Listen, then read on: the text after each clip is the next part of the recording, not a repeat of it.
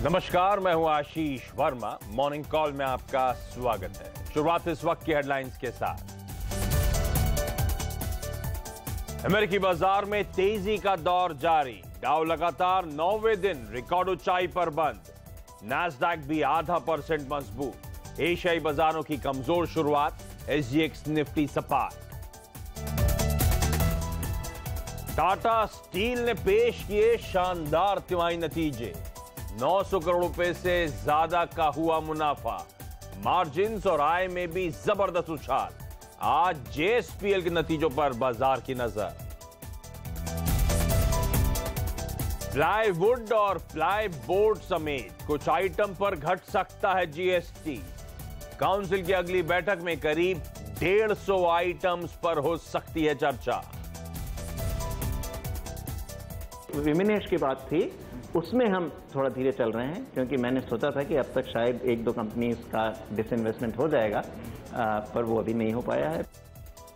पद छोड़ने के ऐलान के बाद हमसे पहले इंटरव्यू में बोले नीति आयोग उपाध्यक्ष पानगड़िया। विनिवेश की रफ्तार तेज करने की जरूरत। टैक्स दरों में कटौती की भी जताई उम्मीद। और सिंटेक्स प्लास्टिक टेक्नोलॉजी की लिस्टिंग आज।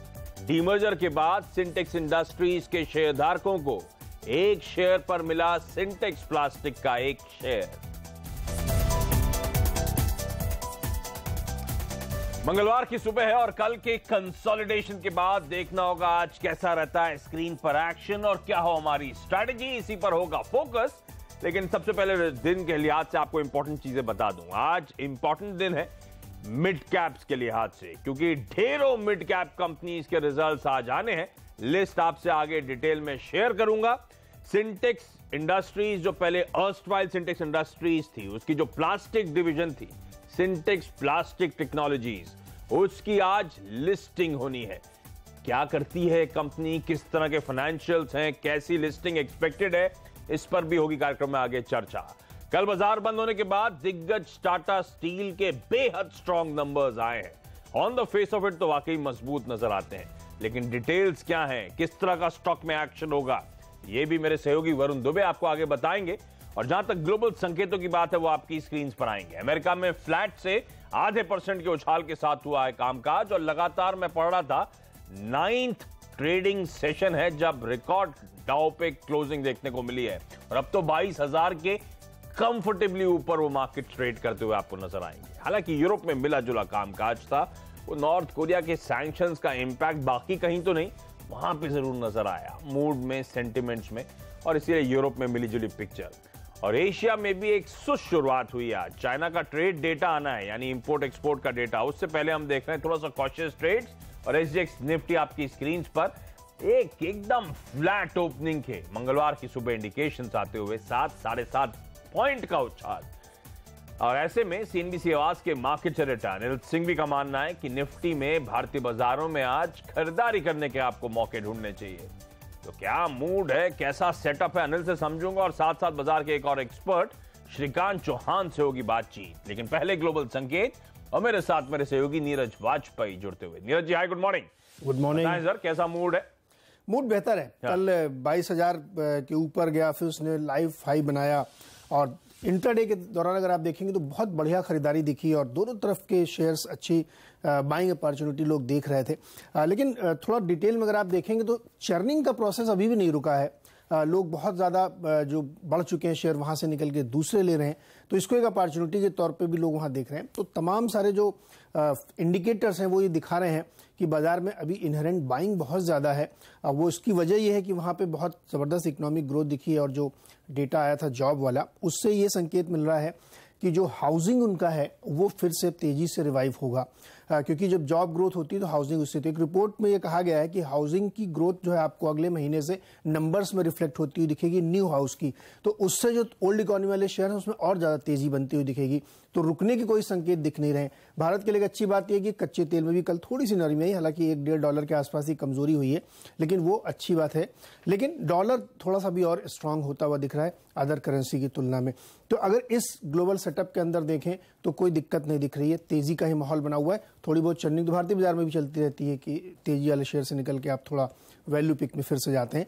और जो यूरोप ट्रेड कर रहा है या जो चाइना, आज उसके डेटा एक्सपेक्टेड है चाइना से और वहां से ग्लोबल ग्रोथ का इम्पैक्ट उसमें दिखेगा, तो वहां से भी कोई संकेत खराब आने की उम्मीद नहीं है। तो नेट में कहूंगा संकेत बेहतर है और खरीदारी की तरफ ही अमेरिकी बाजार बढ़ रहे हैं। ओके, तो कोई दिक्कत नहीं, ग्लोबल मार्केट से संकेत बेहतर ही है, बाइंग हो रही है अभी भी ग्लोबल इक्विटी मार्केट्स में, तो वो पॉजिटिव लेना चाहिए आपको। और जहां तक भारतीय बाजारों की बात है, कल हफ्ते की जो शुरुआत हुई थी कंसोलिडेशन कमजोरी के साथ, कहना चाहिए हफ्ते की थोड़ी सी शुरुआत होती हुई नजर आई।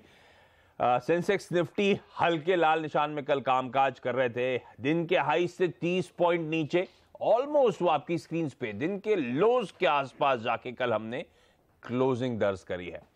आईटी और फार्मा, इन दोनों पॉकेट्स में कल दबाव था, लेकिन buying I oil and gas में, सरकारी बैंक्स में, मेटल्स में, और खासतौर पे वो मेटल्स की परफॉर्मेंस तो टाटा स्टील लीड कर रहा था। पर कल का एक्चुअल एक्शन था इन बेंचमार्क्स के beyond, in large cap blue chips के बियॉन्ड, ब्रॉडर मार्केट्स में। कल मिड कैप, स्मॉल कैप, वो इंडेक्सेस आपकी स्क्रीन पर आने चाहिए, दोनों 1% से ज्यादा की मजबूती के साथ कामकाज कर रहे थे, इसलिए मार्केट ब्रेथ पॉजिटिव थी। तो कल स्टॉक स्पेसिफिक एक्शन का, ब्रॉडर मार्केट्स में मिड कैप स्मॉल कैप के एक्शन का एक बेहतरीन दिन था। एफआईआईज ने कल 200 करोड़ रुपए की बिकवाली करी है और डीआईएस की तरफ से 300 करोड़ रुपए के आसपास की शुद्ध खरीदारी का नंबर कैश मार्केट में। लेकिन आज का सेशन कैसा पैन आउट होगा? क्या अब हम ब्रॉडर मार्केट्स में एक करेक्शन आता हुआ देखेंगे जहां पे कल आउट परफॉर्मेंस था, या फिर ये सेंसेक्स निफ्टी अब कैचअप प्ले करते हुए नजर आएंगे मिड कैप स्मॉल कैप के साथ और हर निशान में ट्रेड देखने को मिलेगा? मूड कैसा है, सेटअप कैसा है, डेटा पॉइंट्स क्या कहते हैं? सीएनबी सेवास के मार्केट एडिटर अनिल सिंह भी अब मेरे साथ जुड़ते हुए। Anil sir, good morning. बताएं सर, क्या रणनीति होगी, कैसा मूड है, कैसी बाजार की चाल रहेगी? गुड मॉर्निंग आशीष। बाजार की चाल मजबूती की तरफ ही है, गिरावट में खरीदारी करनी चाहिए। अभी भी हम कोई ऐसे लेवल्स या ऐसे संकेत नहीं है जिससे ये सोचें कि बाजार कमजोर होने वाले हैं। तो जब भी मौका मिले खरीदारी ही करनी चाहिए। और अगर आज से शुरुआत हो, कमजोर शुरुआत हो, तो फिर से खरीदारी के मौके होंगे। वैसे 10,000 और 10,100 ये 100 पॉइंट की रेंज दिख रही है निफ्टी की। इस रेंज में ऐसा लगता है बाजार थोड़ा सा वक्त बिताना चाहता है और ज्यादा संभावना है कि इस रेंज के ऊपर निकलने की कोशिश बाजार करे। तो 10,000 के ऊपर, 10,100 के ऊपर निकलकर टिक गया तो फिर 10,100, 10,150, 10,200 की तरफ बढ़ने की कोशिश हो सकता है। लेकिन फिलहाल 10,000 से 10,100 की ट्रेडिंग रेंज पर फोकस करना चाहिए। निफ्टी पर 10,000 के स्टॉप लॉस के साथ खरीदारी की जाए। पहला टारगेट 10,100 का और उसके बाद 10,125 तक के भी आ सकते हैं। बैंक निफ्टी कल कंपैरेटिवली थोड़ा सा बेहतर और मजबूत दिखा है, लेकिन 25,000 का आंकड़ा बैंक निफ्टी पर काफी अहम है जिस तरह की पोजीशंस और डेटा बने हुए हैं। 25,000 के पार निकलने के बाद बैंक निफ्टी पर एक अच्छी शॉर्ट कवरिंग आ सकती है। तो फिलहाल 24,800, 24,850 के स्टॉप लॉस के साथ बैंक निफ्टी में भी खरीदारी करनी चाहिए आशीष। और ऊपरी स्तर पर पहले 25,000 और उसके पार निकले तो 25,100 तक जाने की संभावना बनती। तो गिरावट में या सुस्ती में खरीदारी के भी मौके देखने चाहिए। ये जो दो अहम लेवल है, इसके आसपास थोड़ी प्रॉफिट होगी। अच्छा, कन्विक्शन ज्यादा का है निफ्टी में कि बैंक निफ्टी में खरीदारी के लिए?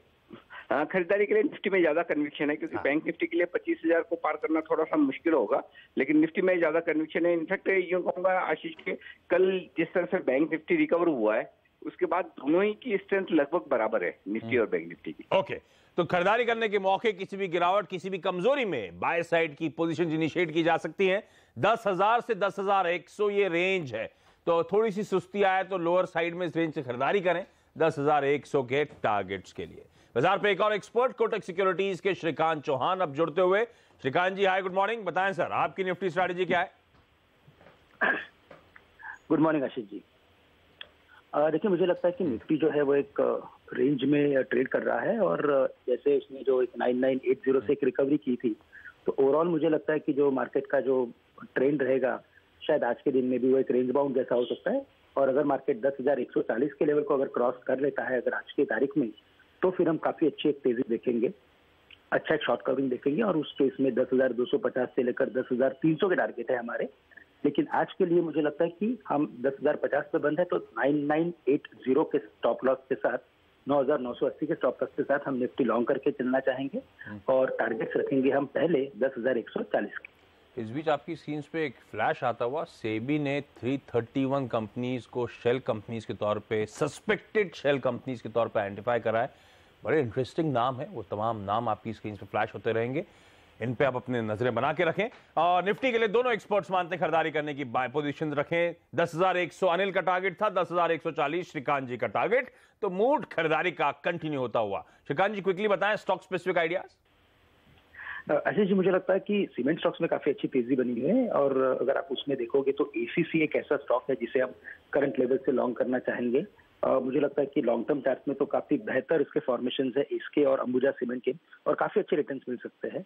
तो करंट लेवल से इसे लॉन्ग करके चल सकते हैं। स्टॉप लॉस रहेंगे 1780 के और टारगेट्स हम रख रहे हैं 1880 के करीब के। और एक जो स्टॉक हमें अच्छा लग रहा है वो है सेंचुरी टेक्सटाइल, जो करंटली चल रहा है 1210-1220 के आसपास। वहां पे हम स्टॉप लॉस रखेंगे 1180 के, और वहां पे भी लॉन्ग टर्म ब्रेकआउट का फॉर्मेशन बना हुआ है। इमीडिएट बेसिस पे टारगेट है 1280 के। ओके, तो निफ्टी में खरीदारी सेंचुरी टेक्सटाइल्स और एसीसी, इन दोनों में भी बाय साइड की पोजीशन इनिशिएट की जा सकती है। लेवल्स आपकी स्क्रीन पर। श्रीकांत जी आपका धन्यवाद। और बाजार की कुछ और टॉप ब्रोकरेजेस, टॉप एक्सपर्ट्स की आज की टॉप ट्रेडिंग स्ट्रेटजीज आपकी स्क्रीन पर। प्रकाशगावा.com का मानना है अशोक लेलैंड खरीदें 114 के टारगेट्स के लिए। मितेश ठक्कर.com का मानना है डाबर खरीदें 330 के टारगेट्स के लिए। और केआर चौकसी सिक्योरिटीज का मानना है मुथूट फाइनेंस खरीदारी करने के मौके ढूंढें 481 के लक्ष्य, 481 के टारगेट्स के लिए। इंटरेस्टिंग, दोनों एक्सपर्ट्स निफ्टी में बाय साइड की बात कर रहे हैं और पांचों के पांचों जो स्टॉक स्पेसिफिक ट्रेडिंग आइडियाज आए हैं, पांचों बाय रिकमेंडेशंस आती हुई। लेकिन चलिए, कल बाजार बंद होने के बाद टाटा स्टील के नंबर्स आए, तो नंबर्स कैसे रहे उस पर बात करूंगा अपने सहयोगी वरुण दुबे से, और साथ साथ आज जो तमाम स्टॉक्स इन न्यूज हैं उस पर बातचीत करूंगा हेमंत घई से। आप दोनों का स्वागत है, गुड मॉर्निंग। और वरुण, पहले आपके पास Tata steel, on the face of it तो हेडलाइन में हमने मेंशन करा नंबर स्ट्रांग है, बताएं डिटेल्स क्या है। देखिए, टाटा स्टील के नतीजे बेहतरीन है और यहाँ आउट परफॉर्मेंस देखने मिला कंपनी के ऑपरेशनल परफॉर्मेंस में, जहाँ कंपनी के मार्जिन्स में करीब 200 बेसिस पॉइंट के आसपास की बढ़ोतरी हुई है। और कहीं ना कहीं कंपनी को मदद मिली है यूरोपियन ऑपरेशन से, जहाँ एबिटा पैटर्न हमारे अनुमान से काफ़ी बेहतर रहा है। लेकिन डिसअपॉइंटमेंट रहा कंपनी का इंडियन कारोबार, जहाँ मार्जिन्स में गिरावट हुई है और साउथ ईस्ट एशिया के कारोबार में भी कहीं ना कहीं वीकनेस देखी गई है। लेकिन ओवरऑल देखें तो मुनाफे में भी अच्छी खासी बढ़ोतरी हुई है, 920-930 करोड़ के आसपास ही आया है, जो कि हमारे अनुमान के मुताबिक ही है। तो नंबर स्ट्रांग है और स्ट्रीट शायद एंटिसिपेट कर रही थी। फ्राइडे को दिन के हाईज पे बंद हुआ, कल सोमवार को तगड़ा मोमेंटम था, तो तगड़ा बिल्डअप हुआ है। तो देखना होगा आप यहां पे फॉलो बाइंग आती है या खबर आने के बाद प्रॉफिट बुकिंग होती है। टाटा स्टील लेकिन कल 600 के स्तर छूता हुआ नजर आया था। लेकिन टाटा स्टील के अलावा आज कौन से स्टॉक सेटअप पे रहेंगे, हेमंत जुड़ चुके हैं, हेमंत बताएं। आशीष, नजर रहेगी प्लाईबोर्ड सेक्टर पर, प्लाईवुड से जुड़ी हुई कंपनियों पर। ये सेक्टर ऑफ द डे आज हो सकता है। यूनिप्लाई, ग्रीन प्लाई, सेंचुरी प्लाई, मंगलम टिम्बर जैसे स्टॉक्स पर रखिएगा नजर। और वो इसलिए क्योंकि जीएसटी की जो दरें तय की गई थी वो ऊंची तय की गई थी और अब यहां पर सरकार समीक्षा कर रही है कि उन दरों को घटा दिया जाए और ये एक राहत की बात हो सकती है। 28% के स्लैब में इनको रखा था और अब 18% के स्लैब में इनको रखेंगे, तो 10% का एक बड़ा फायदा इस सेक्टर को मिल सकता है। और इसकी समीक्षा होगी 9 सितंबर को होने वाली जीएसटी काउंसिल की बैठक में, तो ये सेक्टर अच्छा प्रदर्शन दिखाएगा। भारती एयरटेल ये पॉजिटिव साइड पर ट्रेड कर सकता है और भारती इंफ्राटेल में कुछ दबाव आज के सत्र में देखने को इसलिए मिल सकता है क्योंकि भारती एयरटेल भारती इंफ्राटेल में अपनी अभी और हिस्सेदारी बेचने वाली है। माना जा रहा है कि 3.7% हिस्सेदारी आज बिक सकती है। और देखिए आप कल सेकेंड हाफ में भारती इंफ्राटेल का शेयर किस तरह से कमजोर हुआ और जो बैंड निकल कर आया, प्राइस रेंज निकल कर आया जिसके बीच ये ब्लॉक डील्स हो सकती हैं, वो 378 से 397 हो सकती हैं। जियो की कंपटीशन के चलते भारती एयरटेल अपने एसेट्स बेच रहा है ताकि कंपटीशन का सामना कर सके आराम से, इसीलिए इस सेक्टर के ऊपर आपकी नजर होनी चाहिए। टेलीकॉम सेक्टर भी फिर आज फोकस में रहेगा। डॉक्टर पैथ लैब ये 70% हिस्सेदारी, DLPLB बैंगलोर एक बांग्लादेश एक कंपनी है, उसमें अगले 6 महीने में खरीद सकती है, तो यहां पर रखिए नजर। साथ ही बलरामपुर चीनी, बजाज हिंदुस्तान और बाकी सारी चीनी कंपनियां आज थोड़ा दबाव में रह सकती हैं क्योंकि देखिए फेस्टिवल सीजन आ रहा है और फेस्टिवल सीजन से पहले जिस तरह से चीनी की कीमतें बढ़ी हैं, अब सरकार सोच रही है कि क्यों ना करीब 3 लाख से 5 लाख टन शुगर को इंपोर्ट को अलाउ किया जाए कंसेशनल रेट पर। 25% का रेट हो सकता है। आपको याद होगा हाल ही में इंपोर्ट ड्यूटी 50% कर दी गई थी और उसके बाद चीनी की कीमतें दौड़ लगाने लगी थी और अब फेस्टिवल सीजन आने से ठीक पहले सरकार एक बड़ा जत्था चीनी का इंपोर्ट करना चाहती है। इसके अलावा HPTL, इसके ऊपर भी रखिए नजर। पोरंजू वेलियट ये जाने माने HNI इन्वेस्टर है, वैल्यू पिकिंग के लिए जाने जाते हैं। इन्होंने दरअसल करीब 6.5 लाख शेयर खरीदे हैं कल ब्लॉक डील में जो NSE पे हुआ 125 रुपए के भाव पर, तो आज यहां पर भी आपकी नजर होनी चाहिए। कल 20% के सर्किट पे लग गया था ये स्टॉक। चलिए, आप दोनों का धन्यवाद। तो आज टाटा स्टील और जो तमाम स्टॉक्स हेमंत ने हाईलाइट करें, इनको अपने रडार पे रखें, फोकस पे रखें। वो क्विक रैप अप आपकी स्क्रीन पर आता हुआ, लेकिन रिजल्ट्स के लिए आज से एक इंपॉर्टेंट दिन है। मैंने आपसे कहा था कई सारी मिड कैप कंपनी लिस्ट आपकी स्क्रीन पर आएगी। कुछ नाम आपको बता देता हूं जो मैंने छांट के लाया हूं। Bank of India, Century Textile, Chambal Fertiliser, Future Retail, JSPL, NCC, Tata Chemical, Thermax, Dhampur Sugar, McLeod Russel, TeamLease, ये तमाम कंपनीज अपने तिमाही रिजल्ट्स आज घोषित करेंगी। सिंटेक्स प्लास्टिक टेक्नोलॉजीज की आज लिस्टिंग होगी। पूंजी जुटाने पर विचार के लिए ओरिएंट सीमेंट की बोर्ड बैठक है। QIP प्रेफरेंशियल इशू के जरिए पूंजी जुटाने पर विचार के लिए सुंदरम मल्टीपैप की आज बोर्ड बैठक है। लेकिन सबकी नजरें होने वाली हैं सिंटेक्स प्लास्टिक्स की लिस्टिंग पर। क्या करती है ये कंपनी, किस तरह के मूल्यांकन एक्सपेक्टेड हैं, किन लेवल्स के आसपास ये लिस्टिंग हो सकती है, ये हम सब जानना चाहते हैं। और हमारी ये क्वेश्चन जो है इनको सॉल्व करने के लिए मेरे साथ मेरी सहयोगी सोनम मेहता जुड़ती हुई। सोनम, समझाएं सिंटेक्स प्लास्टिक दरअसल क्या है और किस तरह की लिस्टिंग एक्सपेक्टेड है। आशीष, मैं पहले आपको बता दूं कि ये कंपनी कोई नया IPO नहीं था जिसको हम सब ने मिस कर दिया है। कोई नई कंपनी बाजार में उतर नहीं रही है, बल्कि सिंटेक्स इंडस्ट्री का ही एक हिस्सा था जो अलग से अब लिस्ट हो रहा है। 2016 में सिंटेक्स इंडस्ट्रीज ने यह फैसला लिया था अपने कारोबार को 2 हिस्सों में बांटने के लिए, जहां पर टेक्सटाइल कारोबार अब सिंटेक्स इंडस्ट्रीज में रहेगा, वही जो प्लास्टिक और इंफ्रा कारोबार है वो सिंटेक्स प्लास्टिक्स टेक्नोलॉजी लिमिटेड में आ जाएगा। आज इस शेयर की लिस्टिंग हो रही है। 26 मई 2017 से पहले अगर आपके पास सिंटेक्स इंडस्ट्रीज के शेयर्स थे तो आपको सिंटेक्स प्लास्टिक्स टेक्नोलॉजी का एक शेयर उसके सामने मिल गया होगा। अब इस कंपनी के बारे में थोड़ा बता दूं। ये कंपनी लीडर है प्लास्टिक प्रोडक्ट्स की, building products, storage tanks, pre fabrication, custom moulding जैसे कारोबार में है। और वित्त वर्ष 2016 में सिंटेक्स इंडस्ट्रीज के कुल आय को लगभग 88% कंट्रीब्यूट करती थी। मतलब एक काफी बड़ा कारोबार बाजार में उतर रहा है।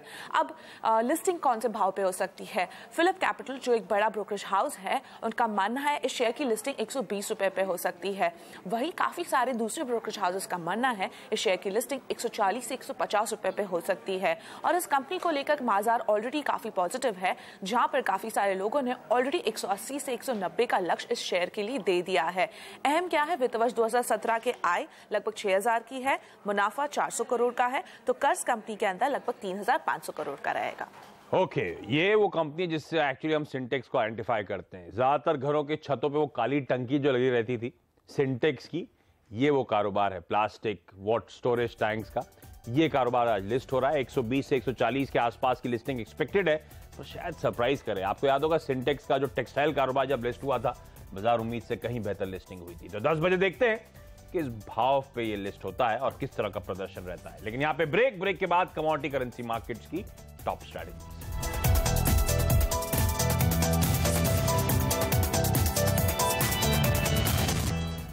ब्रेक के बाद आपका स्वागत है। कमोडिटी और करेंसी मार्केट्स की आज की स्ट्रैटेजीज हैं एंजल ब्रोकिंग के अनुज गुप्ता की तरफ से। सोना बेचें 28,500 के लेवल्स पर 28,300 के टारगेट्स के लिए, और इनफैक्ट कच्चा तेल भी बेचें 3180 के आसपास बेचें 3080, यानी कि 100 रुपए का डाउन साइड यहां पे नजर आता है।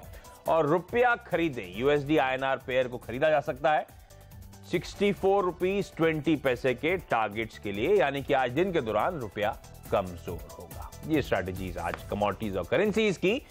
लेकिन नीति आयोग के उपाध्यक्ष अरविंद पंगड़िया ने पद छोड़ने के ऐलान के बाद अपने पहले इंटरव्यू में कहा है कि टैक्स भरने वालों की संख्या बढ़ने के बाद सरकार टैक्स दरों को घटा सकती है। उन्होंने यह भी कहा कि अभी देश में विनिवेश की रफ्तार काफी धीमी है और इसे तेज किए जाने की जरूरत है। सुनिए। टैक्सेस बढ़ने के बाद टैक्स के रेट जो है वो कम होने की गुंजाइश ज़्यादा रहती है। जिस तरीके से टैक्स बेस बढ़ा है नोटबंदी के बाद, इनकम टैक्स के नियम में बदलाव के बाद, GST लागू होने के बाद, अब आपको लगता है कि समय आ गया है कि अगले कुछ सालों में सरकार बड़े पैमाने पर टैक्स रेट में कटौती करे? लेट अस सी, देखते हैं कि अब अगले साल जैसे रेवेन्यूज कैसे आते हैं। अगर रेवेन्यूज का काफ़ी बढ़ोतरी होती है तो हमें फिर सोचना चाहिए इस विषय में कि अगर कुछ टैक्स रेट्स को कम करके क्या हम टैक्स बेस को और भी वाइडन कर सकते हैं। तो ये अगले बजट के समय तक इस बारे में और भी हमारे पास फिगर्स आ जाएंगे, डेटा आ जाएंगे कि हमारे रेवेन्यूज पे क्या असर पड़ा। विमिनेश की बात थी, उसमें हम थोड़ा धीरे चल रहे हैं क्योंकि मैंने सोचा था कि अब तक शायद 1-2 कंपनीज का डिसइन्वेस्टमेंट हो जाएगा, पर वो अभी नहीं हो पाया है। ओके, लेकिन यहाँ पे एक छोटा सा ब्रेक के बाद ब्रोकरेज रिपोर्ट।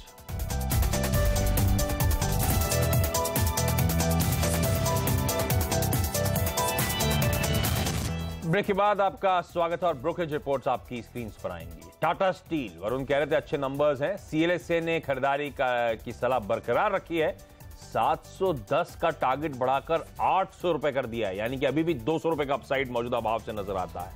नमूरा की ब्रिटानिया पर रिपोर्ट आई है, खरीदारी करने की सलाह बरकरार और इन्होंने भी अपना टारगेट बढ़ा दिया है। 3850 के आसपास का टारगेट था, जिसे बढ़ाकर अब 4760 रुपए कर दिया गया है। और नमूरा की हमारा राजा बैटरीज पर भी रिपोर्ट आई है, बाय मेंटेन करा है, टारगेट रखा है 1009 रुपए का। लेकिन उस खबर से मेरी नजर नहीं हट रही थी। 331 शेल कंपनीज आइडेंटिफाई हुई हैं जिनके लिए इंडिपेंडेंट ऑडिटर रखा जाएगा। बड़े इंटरेस्टिंग नाम है उसमें, Prakash industries, Jaikumar infra, Assam company, Pavnath developers, Adhunik industries, ARSS infra. Trading इनकी ग्रेडेड सर्विलेंस मेजर के अंतर्गत होगी, यानी कि एक महीने में सिर्फ एक ही दिन ये ट्रेड होंगे और वो भी हर महीने के पहले सोमवार को ट्रेड टू ट्रेड कैटेगरी में। डिटेल्स आपकी स्क्रीन पर आती रहेंगी, ध्यान रखें। उन 331 कंपनी की लिस्ट भी हम लेकर आएंगे और क्या डेवलपमेंट्स हो रहे हैं वो भी आपको बताएंगे, क्या क्या होने वाला उन स्टॉक्स के साथ। लेकिन जाते आते SGX निफ्टी फ्लैट ओपनिंग के आज इंडिकेशन, लेकिन एक्सपर्ट्स मानते हैं खरीदारी करनी चाहिए। मॉर्निंग कॉल में आज के लिए इतना ही। ब्रेक के बाद स्टॉक 2020। नमस्कार।